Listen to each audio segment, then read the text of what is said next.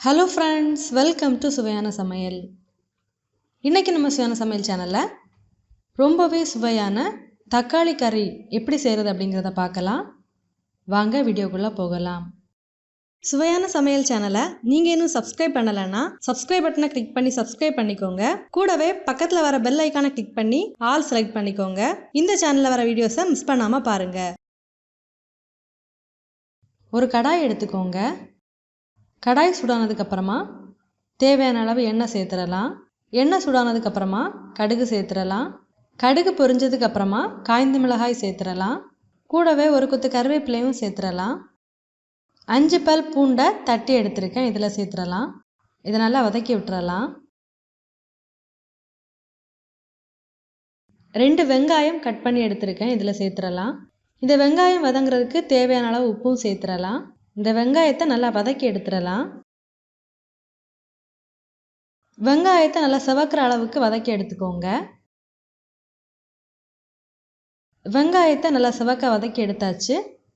இப்போ 4 தக்காளியை கட் பண்ணி எடுத்திருக்கேன், இதில் சேர்த்து தக்காளியும் நல்லா வதக்கி விட்டுறலாம். தக்காளியை நல்லா வதக்கி விட்டதுக்கு அப்புறமா இதை ஒரு மூடி போட்டு ஒரு 2 நிமிஷத்துக்கு அப்படியே விட்டுறலாம். தக்காளி வதக்கும் போது இந்த மாதிரி கொஞ்சம் நேரம் மூடி வச்சு வதக்கணும் அப்படின்னா தக்காளி சீக்கிரமாகவே வதங்கிடும். தக்காளி நல்லாவே வேகட்டும். இப்போ இந்த கறிக்கு தேவையான மசாலாவை ரெடி பண்ணிடலாம். ஒரு மிக்ஸி ஜார் எடுத்துக்கோங்க. இதில் 1/2 கப் தேங்காய் சேர்த்துடலாம். கூடவே ஒரு 1/2 டீஸ்பூன் ஜீரகம் சேர்த்துடலாம். இதில் தேவையான அளவு தண்ணி சேர்த்து இதை நல்லா நைஸாக அரைச்சி எடுத்துடலாம். இதை நல்லாவே அரைச்சி எடுத்தாச்சு. இப்போ இதை தண்ணியை எடுத்து வச்சிடலாம்.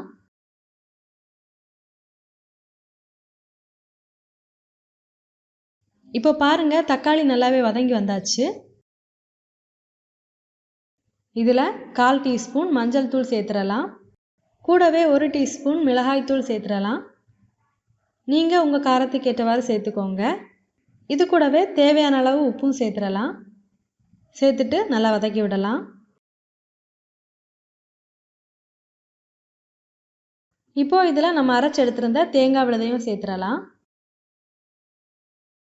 தேங்காய் விழுது சேர்த்ததுக்கு அப்புறமா இதை நல்லா கலந்து விட்டுறலாம்.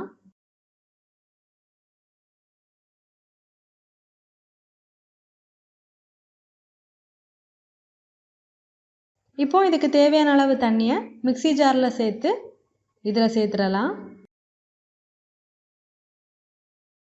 சேர்த்துட்டு நல்லா கலந்து விட்டுறலாம். பாருங்க, இது நல்லாவே கொதிக்க ஆரம்பிச்சாச்சு.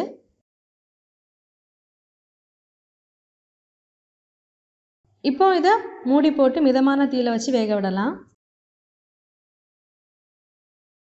பாருங்க, நம்ம சேர்த்துருந்த எண்ணெய் எல்லாமே நல்லா பிரிஞ்சு வந்திருக்கு. குழம்பும் கெட்டியாக இருக்குது. இப்போ நம்மளோட தக்காளி கறி ரெடி ஆயிடுச்சு. இப்போ ஸ்டவ் ஆஃப் பண்ணிடலாம். பாருங்கள், ரொம்பவே சுவையான தக்காளி கறி ரெடி ஆயிடுச்சு. நீங்களும் இந்த மாதிரி செஞ்சு பாருங்கள். செஞ்சு பார்த்ததுக்கப்புறமா உங்கள் கமெண்ட்ஸை மறக்காமல் எங்களோட ஷேர் பண்ணுங்கள். இந்த வீடியோ உங்களுக்கு யூஸ்ஃபுல்லாக இருந்துச்சு அப்படின்னா உங்கள் நண்பர்களோட பகிர்ந்து கொள்ளுங்கள்.